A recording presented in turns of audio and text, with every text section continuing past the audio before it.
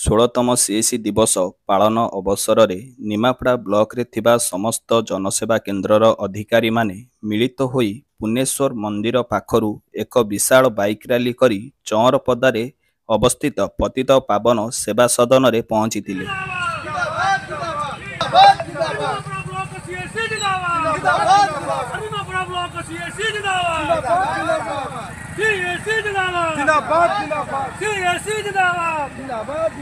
ସେଠାରେ ଥିବା ଅନ୍ଧ ମୁକ ବଧିର ପିଲାମାନଙ୍କ ସହ ମିଶି ସିଏସି ଦିବସ ପାଳନ କରାଯାଇଥିଲା।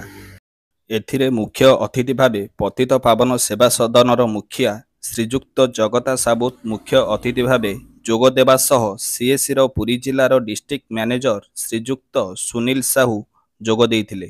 ଏଥିସହ ସେବା ସଦନରେ ଥିବା ସମସ୍ତ ପିଲାଠାରୁ ବୃଦ୍ଧାମାନଙ୍କୁ ଖାଦ୍ୟ ବଣ୍ଟନ ଆଉ ସମସ୍ତ ଜନସେବା କେନ୍ଦ୍ରର ଅଧିକାରୀମାନଙ୍କ କର କମଳରେ ବୃକ୍ଷରୋପଣ କରାଯାଇଥିଲା। ଜୟ ଜଗନ୍ନାଥ। ମୋ ନାଁ ସୁନୀଲ ସାହୁ, ସିଏସିର ଡିଷ୍ଟ୍ରିକ୍ଟ ମ୍ୟାନେଜର ପୁରୀ। କ'ଣ କାର୍ଯ୍ୟକ୍ରମ ଥିଲା ଆଜି ଥିଲା ସିଏସିର 16ତମ ଦିବସ। ସିଏସିର 16ତମ ଦିବସ କମ୍ପ୍ଲିଟ୍ ହେଇଛି, ଯାହାଦ୍ୱାରା ସିଏସି ମାନେ ଜନସେବା କେନ୍ଦ୍ର ଆମର ସବୁ ପଞ୍ଚାୟତରେ ସବୁ ବ୍ଲକରେ ପୁରା କମ୍ପ୍ଲିଟ୍।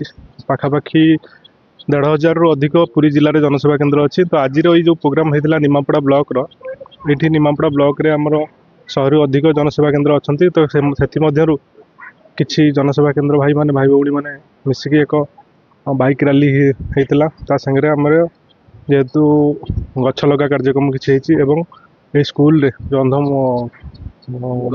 ମୁକବଧିର ଦିବ୍ୟାଙ୍ଗ ସ୍କୁଲରେ ଆମେ କିଛି ସେମାନଙ୍କୁ ଖାଦ୍ୟ ବଣ୍ଟନ କରିଛୁ ଏବଂ ତାଙ୍କ ସାଙ୍ଗରେ ସମୟ ବିତେଇଛୁ।